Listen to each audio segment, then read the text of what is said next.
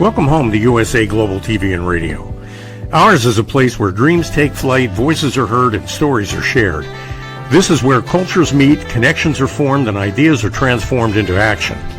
This is your destination for authentic storytelling, diverse perspectives, and meaningful conversations.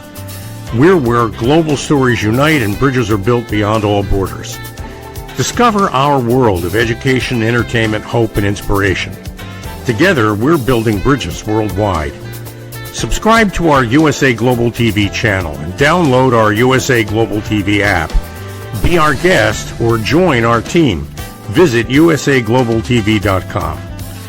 With heartfelt thanks to our executive producer, Dr. Jacqueline Kerbeck, music scored by Yifei Tang from Cloud Road Music, creative direction by Paul Garcia, and I'm Al Cini, and I'm very proud to be part of the USA Global TV and Radio family. So join us here at USA Global TV and Radio. Make us your home for global connection. All rights reserved. This video and its contents are the exclusive property of USA Global TV and Radio. Unauthorized use, duplication, or redistribution in any form is strictly prohibited. Thank you for being a part of our global community. Let's inspire together. Good morning, good afternoon, good evening, and welcome home to USA Global TV and Radio. I'm Dr. Jacqueline Kerbeck, and our show today is You as a Whole, Body, Mind, and Soul. And I am filling in for a couple of months for Justin Merigliani. This is his show. And our topic today is From Chaos to Calm, the Inner Peace of Decluttering. So I just want to welcome you, and please do subscribe to our channels. We have two, and I'll talk more about that at the end of the show. But I thought this was a great topic to talk about because here in the States, we are going from one month to the other. It's now September the 1st here in the States. I know in other parts of the world, it's September the 2nd.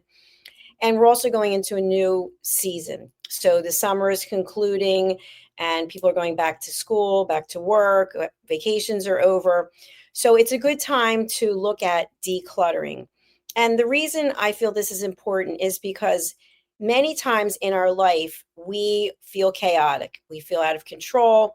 We feel highly emotional. And if we looked at our surroundings, they could very well be mirroring what it is that we're feeling inside.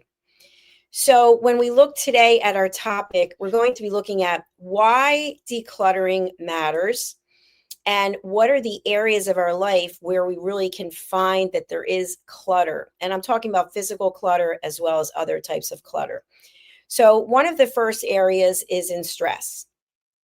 We're feeling stressful, we're feeling overwhelmed, we're feeling that we are limited in our personal and physical space as to where we can go and what we can do. And we also feel a very big emotional weight tied to that clutter. So I always think that it's a good place to take an inventory of ourselves, look at what's going on, where are we in our life in terms of what chapter are we in, what are the goals we want to accomplish, and what are the steps that we're taking to get there. So whether it's a physical goal, whether you want to lose weight or you want to be more proficient at something, look at that and start there. And then I like to look at the physical space. So yesterday we did some decluttering here at our house, and I found some things that were kind of interesting. I'm just going to show them. So this is an old-fashioned ruler. It's very hard. It's made out of some kind of metal. But what I thought was so interesting about it is there's a phone number on here. And for those of you who remember these days, the phone numbers here in the States started with letters. So it was DE2, 46, et cetera, et cetera. DE2 instead of whatever your area code is and then the next three digits. So I thought that was kind of interesting because this has to be very old and it's very heavy. Now we have much lighter ways of measuring. And then the next things I found were these photos of shoes. They're actually, I had them hanging somewhere at one point in my life. So there was this one, and then there was this one. And of course, I've always been an aficionado of loving shoes. And the more interesting, the more different they were, the more I wanted them. I've kind of backed away from that and I've moved on to sneakers.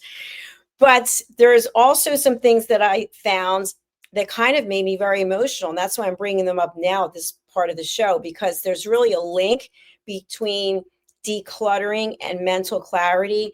And sometimes I think there are things that we have inside of us that maybe are still there and they're pulling on us. So I found a couple of cards from my mother, and I started to read the one, and I just started crying. So I couldn't read it. And I thought, you know what, I am happy that I have these cards, but I can't go back there at this point in time because I think of my mom every day. So that's kind of hard for me. But so I have them. I'm glad that I had saved them and put them away, and I have more of them than those.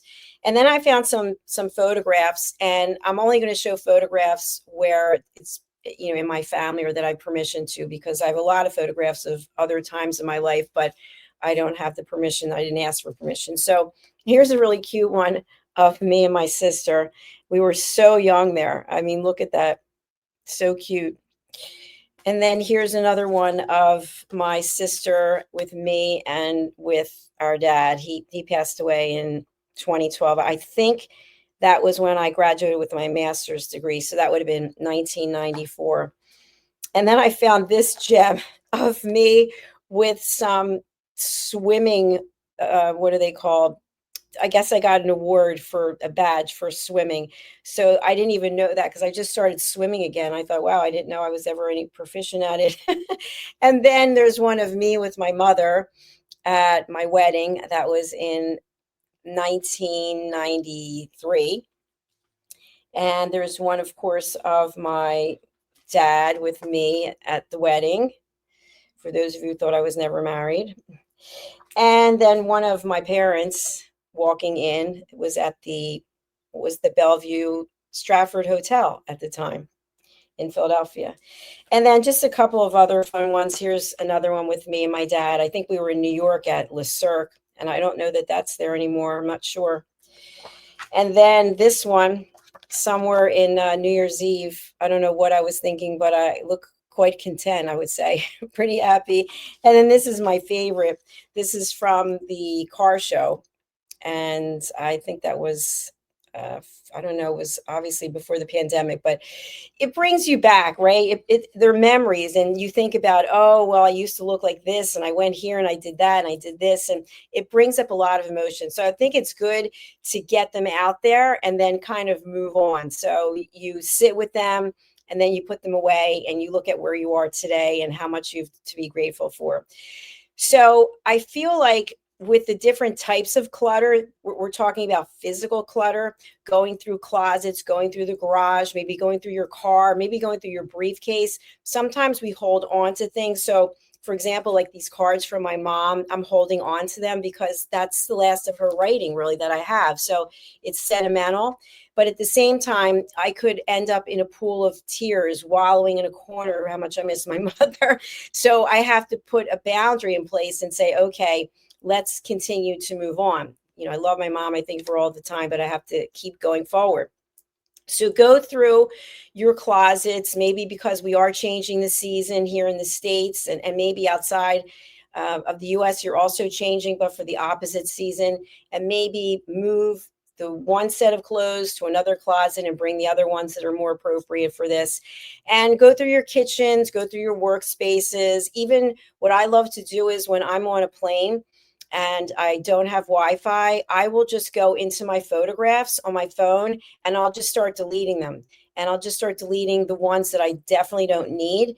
And if you think about it, in my experience, if you're on WhatsApp, a lot of times people will post photographs if you're in a group chat, and then they end up on your device. So sometimes they're not even photographs that you wanted, that someone just posted them. So I'll go and just save space. And it's a good way to look at things that you did, look at your memories by just decluttering the photograph section of your phone, and also the same of your computer. Look at your email boxes. What can you declutter there? What can you get rid of? So you're basically clearing out to make room for more. And something that I have to deal with on a regular basis is clearing out my hard drive, because we have so much content. We have to move it over to external hard drives. And so this computer that I use, it has so much storage. And so I consistently, I would say weekly, have to be moving things out.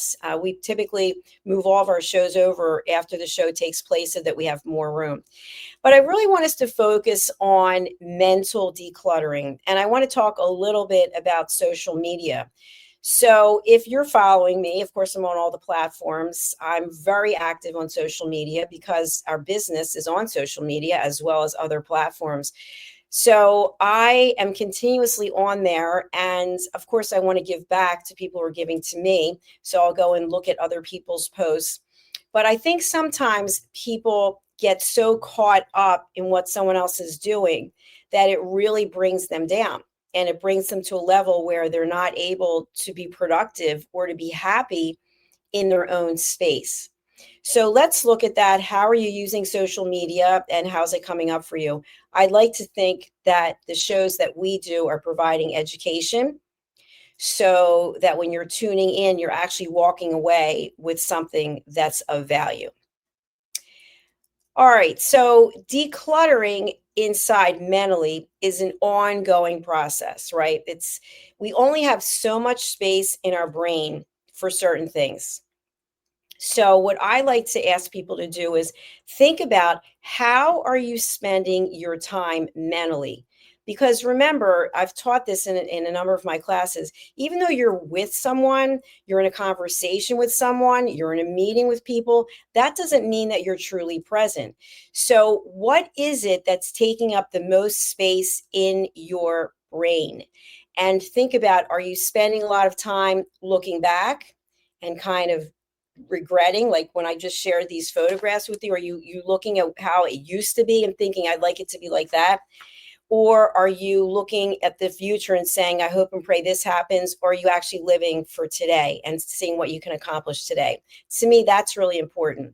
So I purposefully, when I think about how much brain span I have, I don't live in the past. People will say to me, do you remember when we had this conversation, XYZ? And I really don't. If it's 20 years ago, 10 years ago, because I purposely have chosen to keep my brain space for where I am today. Because before I check out of this planet, there's a number of things that I really want to accomplish. So I have to focus on today.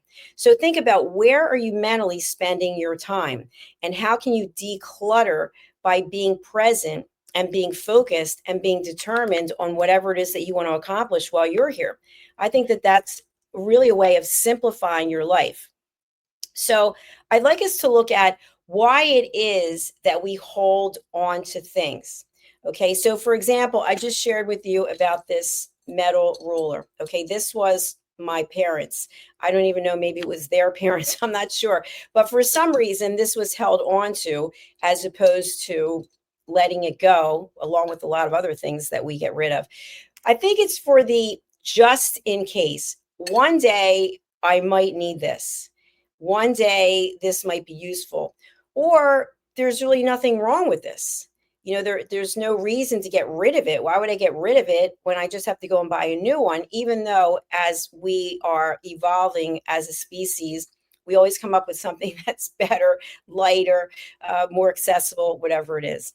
That might be tied to fear of waste or guilt for spending money. So think about that. A lot of times we will hold on to something that maybe has already outlived its use, but we don't want to spend money to get something new because we already have something that's working. So why not just figure it out? And that's a viable solution. But if you happen to have, multiple rulers that are like this, maybe you can ask yourself, is it possible for me to downsize? Could I give away the other ones? And that brings me to the next point, which I love. So we did a lot of decluttering yesterday, as I mentioned, and put things out at the curb. And I just love when you see people pull up, they just zoom up and they start going through all your stuff, which is great because you wanted to find a new home. And then they take the stuff that they want, if they pick through everything, and then they go. And what I think is really humorous is that they don't leave what they don't want in an orderly manner. Typically, they just start going through everything, and then it's kind of a mess and you have to go back out there and deal with it. But that's another story. So there are some of the reasons why we hold on to things. It's just in case.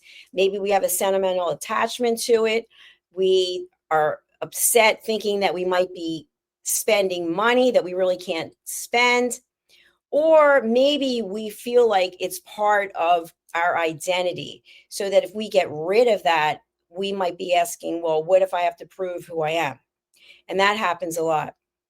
So I think for some practical tips for decluttering, as I mentioned, let's say you're going to declutter a closet. You allow a certain amount of time, you set a boundary, and the boundary is I'm going to spend X number of hours cleaning out this closet. And by the time I'm finished, my goal is maybe to have that the closet's empty, or my goal is I want to have so many pieces of clothing that I'm going to donate.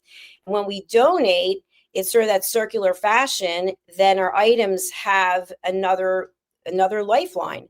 And I love to do that. I do that all the time. And even when you're buying something, can you consider going to a vintage shop, or maybe buying it on Facebook Marketplace, not a paid spokesperson, or somewhere else where someone else has used it, but it's still in great condition, and then you can give it a second life. So think about that. And then I want you to think about, when you get rid of something, are you then replacing it right away? And I've got an example, and this is with a pet, for example. This happens a lot. Okay, we lose a pet. I happen to lose 3 dogs, and then we decide we're going to go out and get another pet when we didn't even have the time to grieve for the pet or pets that we had. And so I would ask you, maybe take some time to honor your pet and not get another pet just for a while, just to see how your life goes. Is this still a good time for you to have a pet? It's almost like a broken relationship. How many times people will literally jump into a new relationship because they don't want to sit with that emptiness. So you don't necessarily have to, whether it's a physical thing or whether it's a relationship, end one, get rid of one, and then replace it with something else. Maybe just sit in the silence, sit in the new space where you are, and see how that feels. See how that's coming up for you. I've noticed a number of people that I've met in the course of my life who have an extensive amount of items, that when you go into their home, it's almost like you feel like you can't breathe. Have you ever had that feeling? There's so much stuff. There's stuff everywhere. All the walls are covered with stuff. All the tables are covered with stuff. And you feel like there's not even any place for you to be there. And you wonder, what's going on? Of course, there's no judgment. You just know there's a lot of stuff. So think about how much clutter you have physically and how much do you have mentally, and how can you offload the mental clutter that you have. The physical, we can understand. And I've watched a number of programs where people were in fact hoarders, and people were brought in to help them release their attachment to these items. Because what happens is, in the cases that I've seen, people literally had no room in their home for themselves to move around because they were so enveloped with stuff. And in some cases, it's interesting, people were collecting newspapers or magazines, and they're piled up so high that you can't even walk around them. And in other cases, I've seen where there was so much clutter that it invited in insects and creatures into a sink that's overfilled with dishes that have never been cleaned. So there definitely is a connection between calm and chaos when it comes to decluttering. Okay, so I want to go on to some other tips. If you haven't used something in a certain amount of time, maybe it's time to let it go. So there's something called the 90-90 rule, so that if you haven't used it in 90 days and you won't use it in the next 90 days, then let it go. Some people will use a rule of maybe a year or a 2-year limit. So if I haven't worn XYZ dress in a year, then I should donate it. I should get rid of it. I should give it to someone in the family. So think about it. Could you have a 90-90 rule if you haven't used it for 90 days and you won't use it for 90 days? Maybe it's time to do something with it. And you might ask yourself, well, what exactly could I do with it? So there's actually something called the 4-box method, which was new to me, but I found it when I was doing my research. It's basically keep, donate, recycle, or trash. And one thing I want you to think about in terms of trash, because I honestly never thought about this until I started broadcasting. When you put something out at the corner or wherever, down a chute, or put it into a dumpster, where does it exactly go? And wherever it's going, how's it going to be broken down? So if you think about furniture, for example, and you put that out on the curb, if someone doesn't pick that up, or you don't donate it, or maybe Salvation Army or one of the worthy charities picks it up, where exactly does it go? So it takes up space, and we have to be aware of this. Maybe if you broke it down, took it apart, and then put it out, maybe the wood could be used as something else. I'm not sure. So I'm just making suggestions and thoughts for you to consider. So again, the 4-box method is you have 4 boxes: one's to keep, one's to donate, one's to recycle, and one's for trash. I also think it's important to start out with a small project. And the project could be, I know for me, wherever I've lived, typically, a lot of stuff ends up in one specific drawer in the kitchen. Do you have that? Like there's a drawer that just has it could have coins, it can have thread and needle, it can have a retractable tape measure, whatever it is. I'm thinking of things that I have, and everything just ends up in there: buttons, receipts, everything's in a drawer. And then one day you're kind of like, wow, what is in this drawer? It's taking up space that I could use. So set a project. And then what I think is a great idea is set a timer. So I'm going to go on my phone and set a timer. I'm going to clean out this drawer for the next, I don't know, 30 minutes, and then use the strategy of the 4 boxes. Whatever I find, I'm going to make a decision at that moment. I'm going to keep it. I'm going to recycle it. I'm going to donate it. I'm going to put it into trash, and then really be committed to that. Because once you're finished with this basic exercise, you can move on to more exercises, meaning what's in here and getting rid of the clutter. And once you clear out that one drawer, you will feel empowered. It might not be the greatest thing in the world when you think about accomplishments, but you actually did something and created more space. And that's really what this show is about: creating more space so that you can have more energy and more creativity and more ideas. All right. So when you think about what's going on up here, the benefits of decluttering are really this: you have more space, so you have less stress. Less stress, you get more things done. Excuse me. You have greater focus and creativity. Easier cleaning and organizing frees up time and money and helps redefine priorities and values. All right, I want you to think about that, and we're going to take a quick break and hear from some of our sponsors, and then we'll be back shortly to revisit this. Take a look at our branded merchandise. Get ready to wear the brand that's changing the world of media. Introducing the official USA Global TV and Radio online store. From our TV show hosts to our incredible global guests, you asked, we delivered. Rep your appearance with pride. Whether you've been on air, hosted a show, or tuned in, we have something just for you. Visit us at usaglobaltvradioshoп.myspreadshop.com and start shopping today. Check back frequently. We're dropping fresh new designs all the time. Showcase your role in our global community. These designs celebrate your voice, your story, your presence. It's more than just merchandise. It's a movement of hope, inspiration, education, and elevated listening. Head to usaglobaltvradioshoп.myspreadshop.com. Your spotlight awaits. USA Global TV and Radio. Elevate your style. Elevate the world. Welcome back to USA Global TV and Radio. We'd love to have you subscribe to our 2 channels, USA Global TV and Radio and Dr. Jacqueline Kerbeck over on YouTube. Okay, our show today is You as a Whole, Body, Mind, and Soul. I am the interim host, filling in for Justin Merigliani. And our topic today is From Chaos to Calm, the inner peace of decluttering. We've talked a lot about physical decluttering, and we've talked somewhat about emotional decluttering. we're going to continue our journey and our story right now. So, how can you look beyond just things and declutter your life? So, the first thing that you can do, my suggestion is simplify your calendar. When you think about what it is that you're doing and all the tasks that you have and all the goals that you have, how often are you saying yes to things that might not serve you or might not help you achieve your goals? So simplify your calendar, learn how to say no. Okay, another one which seems really clear and simple, but I know I don't do it as often as I should.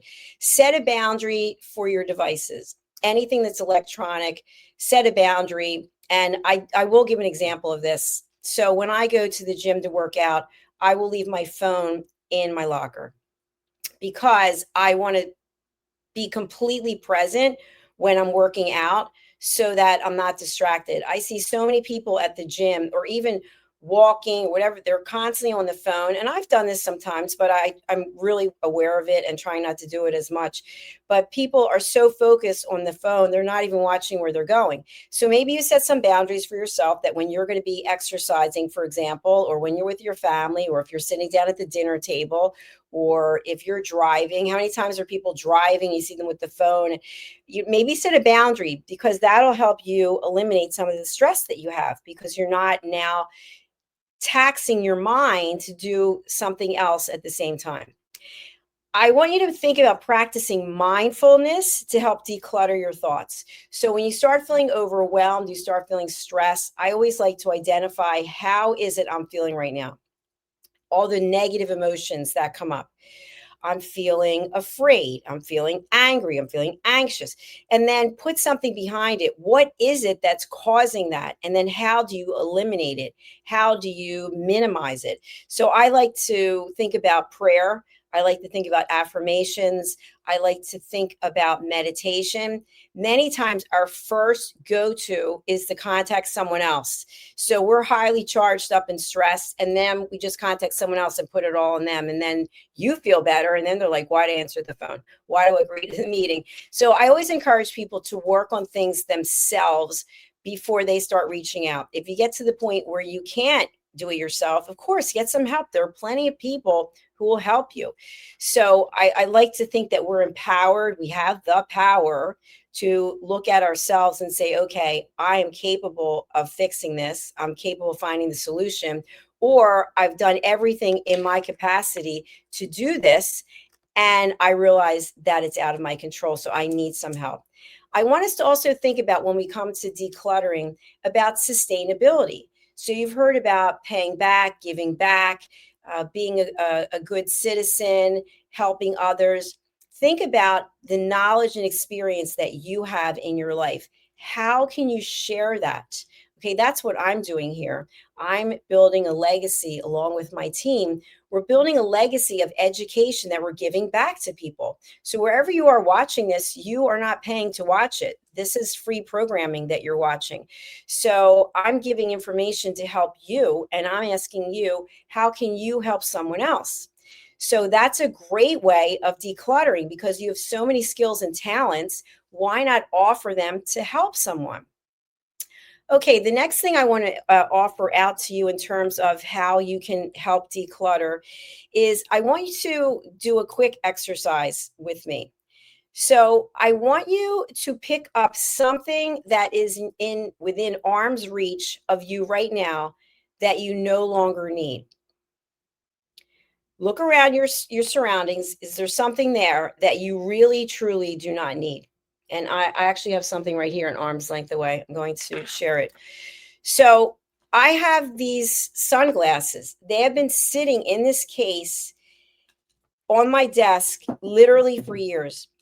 The lenses are completely trashed from over time. The polarization, the oxidization, whatever it is gone. And they're too big. I can't, they're too big. They will not fit on my face. So with glasses, I found sometimes you can take them to an optician and they can put them in this substance and it actually makes the they fit your face better. But these lenses would definitely have to be replaced.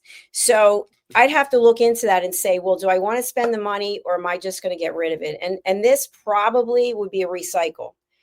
Probably be recycled because it is plastic. So that's just an idea. We all have something in our life, I'm sure. I mean, I can't make a general statement without putting a disclaimer. Possibly there's something that you have that you could let go of. The next thing I'm going to ask you to do is, what about setting a goal for yourself that this week you will declutter one drawer in your home, you will declutter. And if you are living in a home that maybe you don't have drawers, maybe there's something that you can declutter out of your schedule. Maybe there's something you can declutter out of your phone or your computer, or your device. Maybe there are things that you can clear out to make more space. So decluttering is really about making room for more of what matters, making room for what might come that you have no idea about. And something I like to share about this is, when I first started doing broadcasting, people would come to me and they'd say, how can I get a show, or how can I host with you? What does that look like? And then if they would leave for some reason because life changes and they would go, I would take it personally. Or for example, with our newsletters, which we haven't had one in a while, it's a lot of work, and just haven't gotten back to it. But when we were doing our newsletters, I would look to see what the click rate was, and then also the unsubscribe rate. And I would see someone's name, someone I knew, and I thought, how could they unsubscribe from my newsletter? I thought they liked me. And as time goes on, I realized that those things happen and we can't take it personally. We have to let go of one relationship so a new one can come in. And I really believe in that now. So when someone tells me I'm not going to be able to do this, I say, thank you. Thank you for letting me know. And I wish you well in whatever it is you're going to do, because I know something new is going to come. And I'll give an example. So we were going to be doing a retreat, and the retreat did not sell out. So we could have waited a couple of additional weeks to see if more people would sign up. But after all the marketing that we did, I really thought to myself, this retreat was not meant to be at this time. So I let go of the retreat. And now it turns out that weekend, some other things have come up that I'm going to be doing. So it all makes sense. There's always a plan. We might not know what the plan is. So I'm asking you to consider letting go of something that you've been holding on to that you know does not serve you. If it's a habit, it's a behavior, it's a person, it's a thing. What if you let go of it? And sometimes I know people start panicking. They get this sick feeling inside. How could I stop drinking coffee? Okay, I've never had a cup of coffee in my life, so that is not a problem for me. But I know for some people that really is. So you have to look at, what is it that is on the other side of you giving up coffee? Now, is there a reason for you to give up coffee? I'm just using that as an example. Maybe you just drink a cup or two a day. I have no idea. But maybe you're drinking so much coffee, or you're drinking espresso, or you're drinking those caffeine drinks and you're putting them all together and you're constantly shaking and you're wondering what's going on, why you feel so unstable. So maybe if you let go of that, you could replace it with water, and maybe you might not feel well for a little while because you have to get the caffeine out of your system, but maybe eventually you feel great. And then you save yourself money because you don't have to buy the coffee. You save yourself time because you don't have to make the coffee.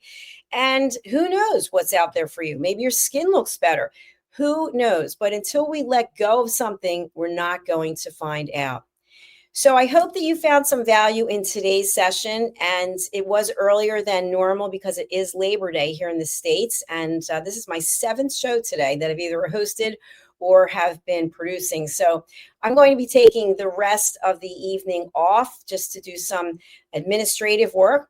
But I do want to share with you, you can see on either side of me, my books. This one has been out. It's the 2nd edition of Mastering the Power of Elevated Listening. And this is updated, and it includes a topic of judgment detox. And this is my new book, which is Holy But Harmful. And it really came about as a result of some things that happened to me. And it really brought some awareness to me about how much judgment we all have in this world. So if you're judging me for the book cover, I'll actually show you the big preview of it. Holy but harmful, the silent sin of judgment, how hidden judgments destroy relationships and damage lives. You may be looking at that and judging me just for writing it. You may be looking at it and judging me because of the cover, or because I put the word holy in there, or because I put the word sin in there. Well, in this show, this book, here's the show, is for you. Judgment, the hidden sin, how judgment shapes our relationships, workplaces, and beliefs. This is not meant to call anyone out. It's not meant to name, blame, shame. It's meant to bring awareness, because we all are guilty of judgment. But I have become much more aware of when I am judging and how I'm judging and when I'm being judged. And so when I am being judged, I've made a point not to say anything in retaliation. And people will say things to me that are off the cuff and they think it's funny, or they are well meaning, but it's actually sometimes passive aggressive, or it's actually confrontational. And so I'm aware of it. I'm aware of what I'm saying to someone, because now that I understand about judgment, I've done a significant amount of research. This new book over here, this book is based on scientific research, as well as biblical scripture, as well as Maslow's hierarchy of needs, et cetera, et cetera, et cetera. It's all APA references. So I hope that you will look forward to ordering this book. You can actually pre-order it on Amazon. And then the new TV show, in alignment with the book, starts on Wednesday. And my first guest is Al Cini, and we are going to be talking about judgment and the toxic workplace, which will also go into toxic leadership. So again, the reason for writing this book is because it aligns with my other book. Both of these go together. They're about elevated listening, which I've trademarked. And it's all about how we as individuals, as humans, can find compassion, empathy, and gratitude, how we can live a peaceful existence, because I really feel that's what's needed in this world from my standpoint. I, on Saturday, took an oath as a peace ambassador. I take it very seriously. I went through some very interesting and comprehensive training, and I'll leave you with this, as I'm doing on all of my shows. I am a peace ambassador, and I am going to empower you, whomever you are watching right now. You have the opportunity to take action to find peace. These 5 peace actions are from World Citizen Peace. So here they are. Seek peace within yourself and others. It starts with you. Instead of pointing, look at this guy, look at this girl, look at this person, and say, what can I do to change this situation? What is the solution I can implement, instead of standing in judgment of someone else? Seek peace within yourself and others. Reach out in service. I mentioned this earlier. All of us have expertise and knowledge. How can we help someone else? How can we give back, whether it's through philanthropy or volunteering? Maybe it's just within your own family, taking the time to bring your expertise and knowledge to someone else. Maybe it's sharing your stories of what you went through in your life to help someone else feel like they're not alone. Protect the environment. It's so important. What are you doing with your trash? What are you doing with your leftover food? What are you doing when you are driving? Are you throwing things out of the window? Think about, where is it going to go? Who's going to take care of it? Respect diversity. I have been traveling around, and I am so happy and grateful that I've met people who don't sound like me, they don't look like me, and they don't have the similar story that I have, because I am curious. I want to learn about other people, about other cultures. I want to learn how people listen in other cultures. I want to learn what people think they need to have a peaceful life. And finally, be a responsible citizen of the world. We are all here. No one of us is more important than the other. It doesn't matter what your title is. It doesn't matter what your status is. It doesn't matter how much money you have. It matters how you and I treat other people. So thank you for showing up for yourself. Thank you for showing up for others. And thank you for taking the time to watch this show or listen to it, whether it's on a podcast platform, television network, or on social media. Thank you very much for taking the time. I look forward to being back with you again. In the meantime, please do go over and subscribe to our channels. We have so many incredible shows with people from all over the world who are doing just an amazing job bringing world-class education. And now we will sign off. And happy Labor Day to those of you who are celebrating in the States. And thank you for the opportunity to come into your home, into your office, into your phone, wherever you are. I really appreciate you. God bless you. Take care of you and go in peace. USA Global TV and Radio proudly presents Tracy Cram Perkins, a dementia caregiving survivor teaching how to balance care with peace of mind. #1 resource for dementia caregivers. It's the book, Dementia Home Care, How to Prepare Before, During, and After. Over 17,000 copies sold of this must-have guide. And now a testimonial from Tracy Smith. If I was to describe this book to someone who is going through a similar situation, I would underscore how important it is to have some sort of a tool or a guidebook to help you through certain stages. And there's so many, it's such an unknown topic to the average person. And to have this as a reference is essential. It's going to help you get through it personally, as well as help your loved one manage. To learn more, go to TracyCramPerkins.com. Tracy Cram Perkins is an award-winning author. She's also the host of Dementia Home Care television show. Watch it here on USA Global TV and Radio. Thank you, viewers and listeners of USA Global TV and Radio, for joining us today. We're honoured to have your time and attention as part of our global community. At USA Global TV and Radio, we believe in the power of authentic conversations, meaningful connections, and creating a world of possibilities together. Want to be part of something bigger? Join our team of elevated listeners at usaglobaltv.com, a space where your voice matters and your ability to listen transforms relationships. Stay connected with us across all our platforms for thought-provoking discussions, expert insights, and empowering stories.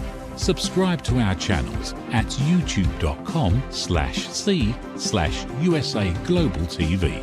Follow us on social media and explore the endless opportunities we're creating for growth, learning, and inspiration. Together, we're not just broadcasting. We're building bridges and changing lives one conversation at a time. For inquiries, contact us at info@usaglobaltv.com. Music by Johnny Dyes. Produced by Executive Producer and Director Dr. Jacqueline Kerbeck. Voiceover by Mike Porter. Creative Direction by Paul Garcia. All rights reserved. Copyright 2025. Visit usaglobaltv.com to view our full terms and conditions.